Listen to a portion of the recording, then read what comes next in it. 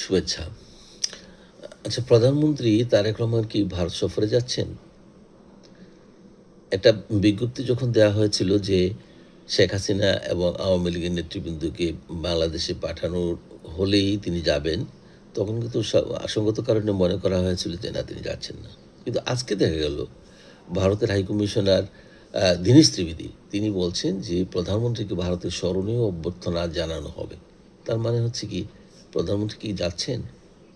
এরকম একটা প্রশ্ন কিন্তু মধ্যে আসে। যদি তিনি নাই যান তাইলে তাকে স্মরণীয় অভ্যর্থনা দেয়া হবে কিভাবে? এখানে কিন্তু যদি কিন্তু রাখেননি, তিনি পরিষ্কারভাবে বলছেন যে প্রধানমন্ত্রীকে ভারতের স্মরণীয় অভ্যর্থনা জানানো হবে। এটা মনে হচ্ছে যে না, একটা প্রক্রিয়ার মধ্যে আছে উনি যাওয়া। তো এই ভারত এবং বাংলাদেশের মধ্যে সম্পর্কের টানাপোড়েনটা কিন্তু এই পর্যায়ে আছে, দোদুল্যমান অবস্থা।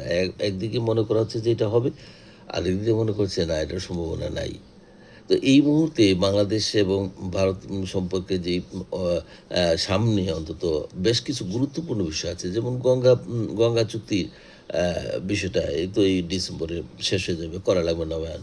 আর তিস্তা প্রকল্পের বিষয়ে কোনো সুরাহা হয়নি এত বছর পর্যন্ত। ভারত সহযোগিতা করছে না।